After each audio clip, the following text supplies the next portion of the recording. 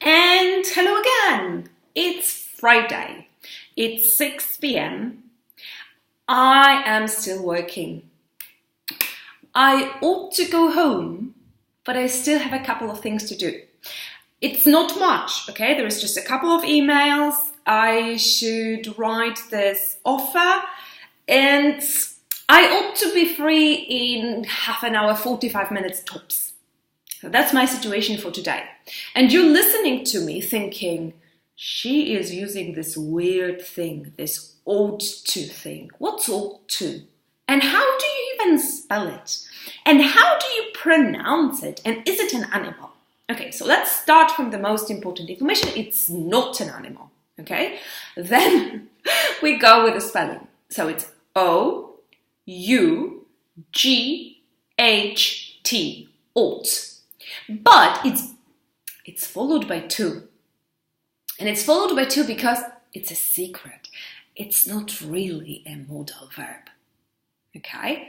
So I know you think it's a modal verb. Many people do. It's not. Okay. It's a semi-modal verb, which basically means, for all intents and purposes, it does behave like a modal verb, but it's followed by two, which is not a common thing for modal verbs, and you know that because we studied them together. Do you remember? Okay. All right, so today I'm going to show you in a very brief Friday afternoon lesson, so it has to be light. Here, this is water. Not much fun, but this is to you and to your weekend. Water. Bit sad. Hope you have better dreams on a Friday afternoon. Okay, I'm going to explain very quickly how to use ought to, how you ought to use ought to. Okay, we're starting with the family. Ought to belongs to the family of modal verbs, and it's the fancy, the posh, the elegant twin brother of should. They have the same meaning, but ought to is more fancy, it's more elegant, it's more formal than should, okay? Ought to, twin brother with should, but more formal, more elegant, more posh. Okay, all right. So where is it common for us to find ought to? You can find it in writing.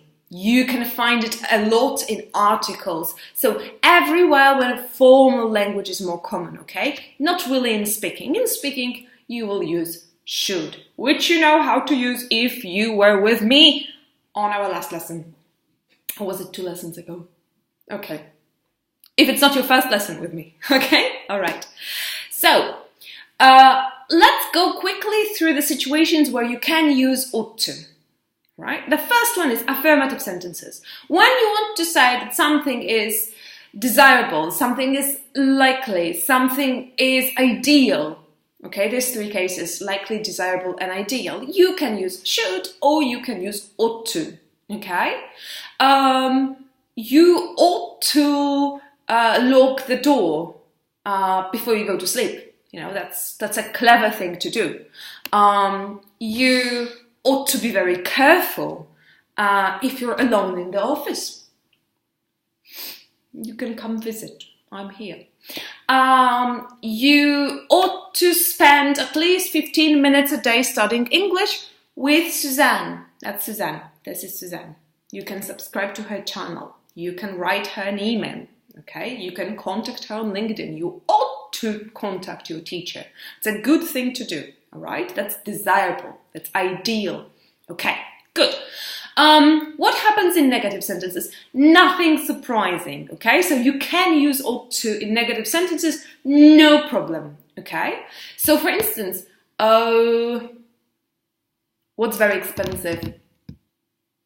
Traveling sometimes, okay? Traveling ought not to be that expensive, okay? It shouldn't be that expensive. It's not really desirable, okay? It ought not to be. Ought not to be. You can put ought not to be in a shorter form and it becomes oughtn't. Oughtn't to be. It does sound a bit weird, I give you that. It does sound a bit weird, but it can be done. Grammatically correct. Okay, what doesn't happen very often is to find ought to in questions, okay? Imagine that there is a very loud party because it's Friday evening, and there is this old lady upstairs who's always a bit fussy about you guys having a party, and she goes, ought I to call the police? Ought I to call the police? That's very weird, okay? Should I call the police would sound more natural. So if the old lady upstairs gets upset, it's more likely for her to say, should I call the police, and not ought I to call, okay? Well, ought she to call the police if you guys are making so much noise? I don't know. All right, so not very common to find ought to in questions. So do not use it in questions.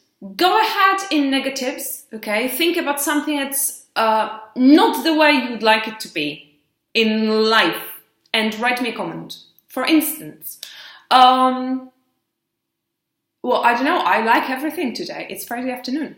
But weekends ought not to be composed by 2 days only. Okay? Weekends ought to be 3 days long. Yeah, a 3-day long weekend. That's what I vote for. Okay? Weekends ought to be 3 days long. Of course they should be. Ought to be. Okay. What happened in the past? Well, do you remember our lesson on must? Okay.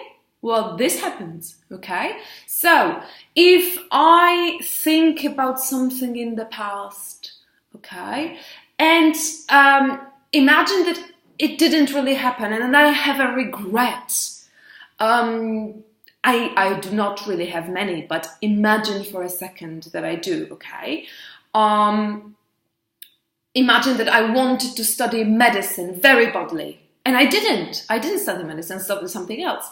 And now I go, I often think I ought to have studied. I ought to have studied medicine. I ought to have studied medicine, and I didn't. I would be such a good doctor. I would make such a good doctor. That's not true. Okay. Think about having a Friday dinner in a fancy restaurant with a fancy cousin of should, ought to. And you have your starters, and you have your main course, and you have a dessert, and then you have maybe just another little piece of cake.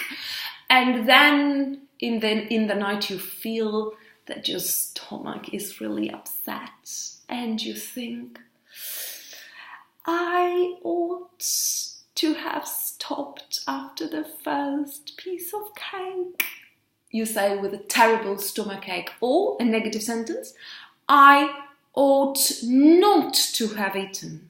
I oughtn't to have eaten that second piece of cake. No, you shouldn't have eaten it. Okay, I ought not to have eaten that second piece of cake. Well, that's it for tonight. Okay, you guys go enjoy yourselves. Have a phenomenal weekend. I know that ought to is a strange animal, okay, and it's not easy to use, but I do believe that you guys can use it if you want to. Good news for our writing things, okay, and for our online course is that we use it in writing more commonly than we use it in speaking. So if you write to me, and leave me a comment, leave me a message. I really want to hear from you. If you write to me, using ought to is really natural, okay? So you write to me with ought to, okay? I promise I'll answer. I will see you very soon for a couple of more lessons on modal verbs, because I found a couple of mistakes with my students. So I'm sure I will record something more on modal verbs, and then we are moving to the magical world of phrasal verbs. This is going to be so much fun. Okay, I wish you a lovely weekend. Enjoy yourselves, eat something nice, and be here on Monday because we're studying together, okay? We're in it together. Big kiss, big hug, and talk to you soon. I am leaving now. It's 6:30. I ought to go. Bye.